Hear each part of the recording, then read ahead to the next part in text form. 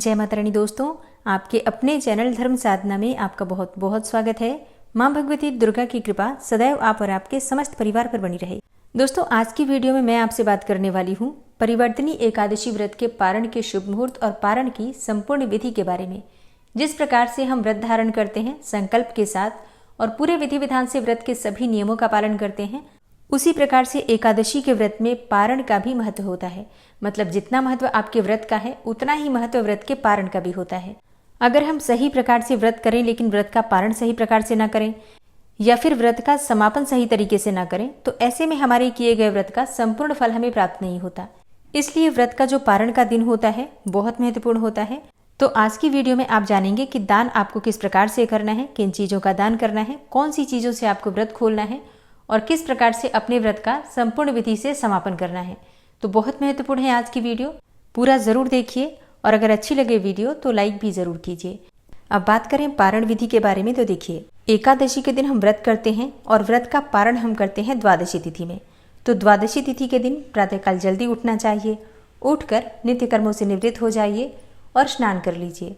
स्नान करके साफ स्वच्छ वस्त्र धारण कर लीजिए। फिर जिस प्रकार से हम एकादशी के दिन भगवान की पूजा करते हैं विधि विधान से, उसी प्रकार से द्वादशी के दिन भी आपको स्नान करने के बाद भगवान सूर्यदेव को जल देना है। फिर उसके बाद अपने घर के मंदिर में भगवान के सामने शुद्ध घी का दीपक जलाकर और विधि विधान से उनकी पूजा कर लीजिए। जिस प्रकार से आपने एकादशी के दिन पूजा की थी, बिल्कुल उसी प्रकार से द्वादशी के दिन भी भगवान की पूजा करनी चाहिए। जैसे कि अगर आपके पास विग्रह है तो आप उनका अभिषेक कर लीजिए पंचामृत से, कच्चे दूध से या फिर जल से, जो भी आपके पास उपलब्ध हो। उसके बाद पीले वस्त्र उन्हें अर्पित कीजिए। फिर पीले चंदन से उनका श्रृंगार कीजिए। फिर इसके बाद धूप, दीप, पुष्प इत्यादि अर्पित करके भगवान की विधि विधान से पूजा कर लीजिए और भोग लगा दीजिए। भोग में आप जो भी आपके पास फल या फिर मिठाइयाँ हो आप भोग लगा सकते हैं। इसके बाद भगवान की आरती कर लीजिए, क्षमा प्रार्थना कर लीजिए। अब इसके बाद आपको अपने व्रत का समापन करना है। भगवान को अपना व्रत हम समर्पित करते हैं और उसके बाद ही हम अपना व्रत खोलते हैं।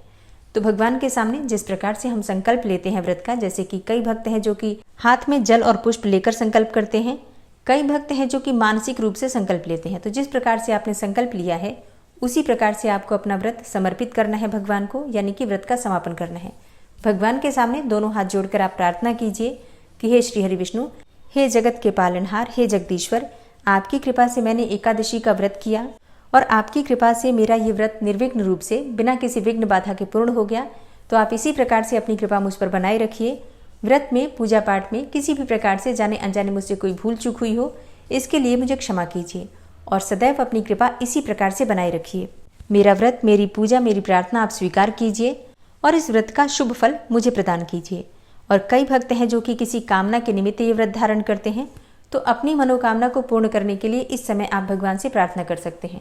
हाथ जोड़कर मस्तक झुकाकर भगवान को प्रणाम कीजिए। अब आपका व्रत, आपकी पूजा संपूर्ण हो गई। इसके बाद आपको शुद्ध और सात्विक भोजन बनाकर भगवान को भोग लगाना है और फिर स्वयं भी किसी ब्राह्मण को भोजन कराने के बाद अपना व्रत खोलना है। अब जैसे कि कई भक्त हैं जो कि किसी ब्राह्मण को भोजन नहीं करा पाते हैं, तो ऐसे में क्या करें? देखिए, ऐसे में आप जब भगवान की पूजा करते हैं तो पूजा करते समय ही आपको दान की सामग्री अर्थात भोजन के लिए कच्ची सामग्री, आटा, दाल, सब्जियां, चावल इत्यादि, फल या फिर वस्त्र, आप जो भी दान करना चाहते हैं सभी सामग्री भगवान के पास अर्पित कर दीजिए। उनसे प्रार्थना कर दीजिए कि आप इन चीज़ों का दान कर रहे हैं किसी ब्राह्मण के भोजन के निमित्त, और जल का 3 बार घेरा देकर अपने हाथ से स्पर्श करके उन सभी चीज़ों को और दान के लिए निकाल दीजिए। ठीक है, तो पूजा करते समय ही आप दान की सामग्री वहाँ भगवान के पास रखते हैं और जब आपकी पूजा पूर्ण हो जाती है, व्रत आप भगवान को समर्पित कर देते हैं, उसके बाद उस सामग्री को मनस कर अर्थात मानसिक संकल्प लेकर और स्पर्श करके दान के लिए निकाल देते हैं। अब दान आप चाहें तो तुरंत भी भिजवा सकते हैं या फिर अगर उस समय तुरंत ब्राह्मण नहीं मिलते हैं तो आप बाद में भी दिन में किसी भी समय भिजवा सकते हैं। और दान की सामग्री निकालने के बाद आप शुद्ध और सात्विक भोजन बनाकर भगवान को भोग लगाने के बाद स्वयं भी भोजन कर सकते हैं। अब जैसे कई भक्तों के प्रश्न आते हैं कि भोजन में हम क्या खाएं, मतलब पारण के लिए कौन सी चीज़ बनानी चाहिए, तो देखिए इतना ध्यान रखिए, भोजन में लहसुन, प्याज, इन चीज़ों का प्रयोग नहीं होगा। शाक, टमाटर, मसूर की दाल और गाजर, मूली, बैंगन, ये चीज़ें पारण के भोजन में नहीं बनेंगी। इसके अलावा कोई भी शुद्ध और सात्विक भोजन आप बना सकते हैं।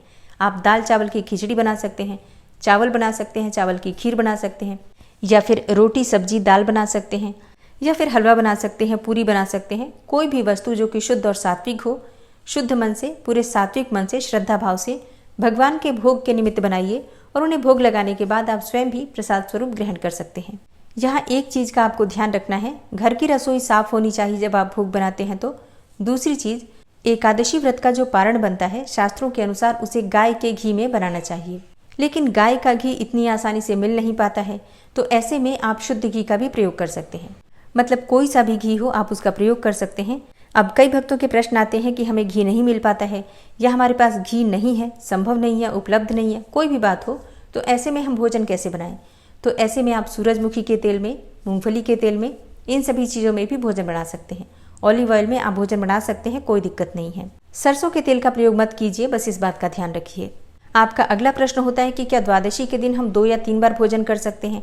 तो देखिए, शास्त्रों में ऐसा कहा गया है कि एकादशी के व्रत में द्वादशी तिथि के दिन हम 2 बार अन्न का आहार ले सकते हैं। मतलब एक बार तो व्रत खोलते समय और दूसरी बार आप चाहें तो दिन में दोपहर में ले सकते हैं या फिर शाम को ले सकते हैं। ठीक है, तो जैसी भी सुविधा हो।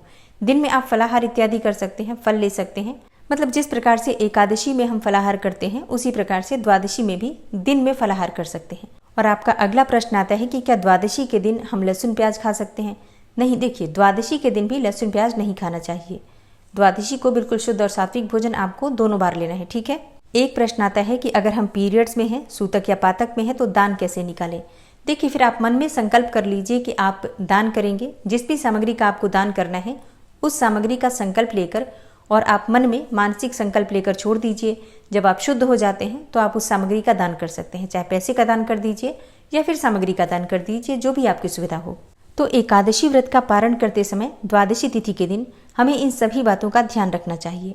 अब जैसे कई भक्त होते हैं जो कि एकादशी के बाद अगले दिन प्रदोष का व्रत करते हैं, या किसी दिन का व्रत होता है जैसे कि गुरुवार हो, शुक्रवार हो, कभी भी पारण के दिन, द्वादशी के दिन अगर ऐसे दिन पड़ जाते हैं तो फिर हम व्रत कैसे करें, एकादशी व्रत का पारण कैसे करें और फिर दूसरा व्रत कैसे करें।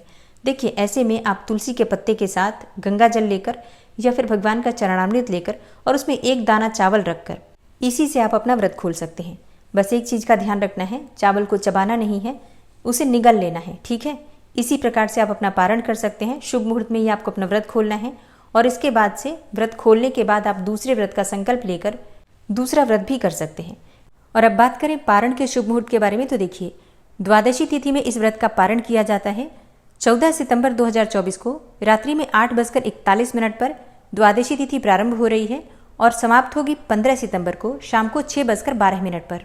और पारण करने का शुभ मुहूर्त आपको प्राप्त हो रहा है सुबह 6:10 से सुबह 8:40 तक। इसी शुभ मुहूर्त में आपको अपना व्रत खोलना है, व्रत का पारण करना है। ध्यान रखिए, व्रत का पारण अगर आप शुभ मुहूर्त में नहीं करते हैं तो आपके व्रत का संपूर्ण फल आपको प्राप्त नहीं होता।